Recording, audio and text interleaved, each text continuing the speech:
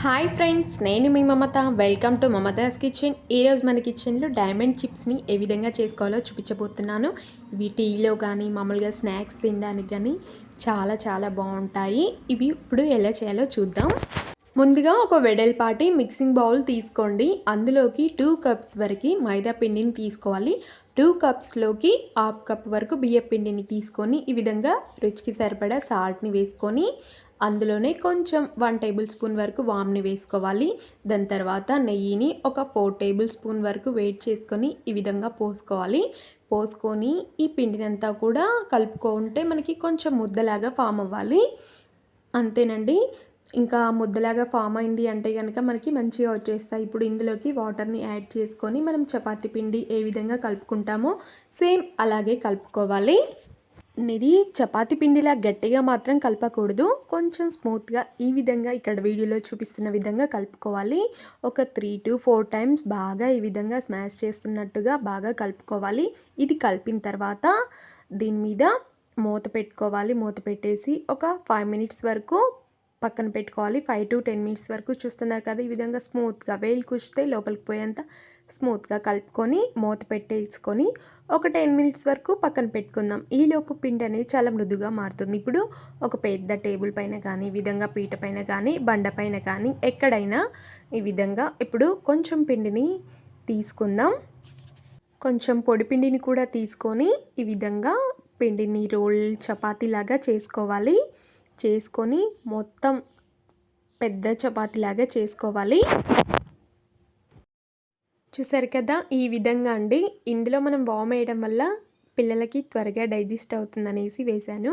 అయితే చూడండి, మనం చపాతీ చేసుకున్న తర్వాత నైఫ్తో ఈ విధంగా ఫస్ట్ స్ట్రెయిట్గా కట్ చేసుకోవాలి. ఆ తర్వాత మనం కొంచెం క్రాస్గా కట్ చేసినట్టయితే డైమండ్ షేప్ వస్తుంది. లేదు అంటే మనకి స్క్వేర్ షేప్లో లాగా కూడా మనం చిప్స్ని తయారు చేసుకోవచ్చు. మనకి ఇష్టం అండి, ఏ షేప్లో కావాలి అంటే ఆ షేప్లో మనం చిప్స్ని తయారు చేసుకోవచ్చు.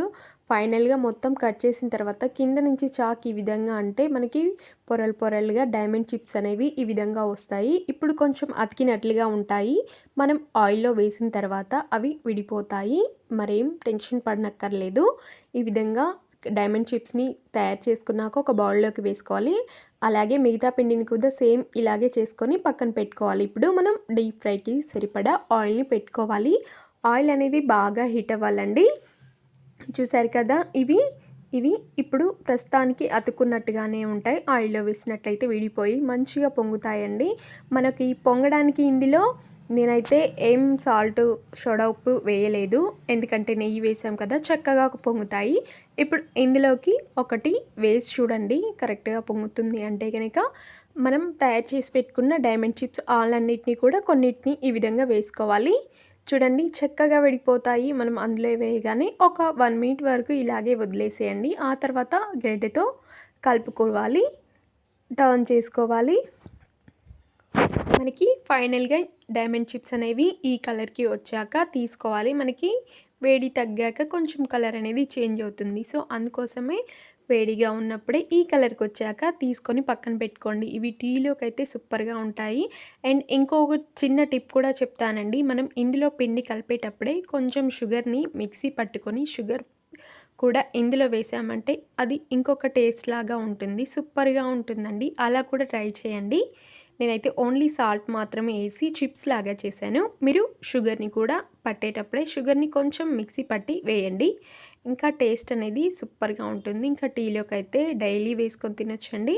ఇంకా ఇప్పుడు వీటిని మిగతా డైమండ్ చిప్స్ని కూడా ఇందులోనే వేసి బాగా డీప్ ఫ్రై చేసుకుంటున్నానండి. అంతేనండి, సింపుల్ డైమండ్ చిప్స్ ఈజీగా ఎప్పుడంటే అప్పుడు చాలా చక్కగా చేసుకోవచ్చు. మీరు కూడా ఒకసారి ట్రై చేయండి. ఎలా వచ్చాయో నా కామెంట్ సెక్షన్లో కామెంట్ చేయండి. మీకు నా వీడియో నచ్చితే లైక్ చేయండి.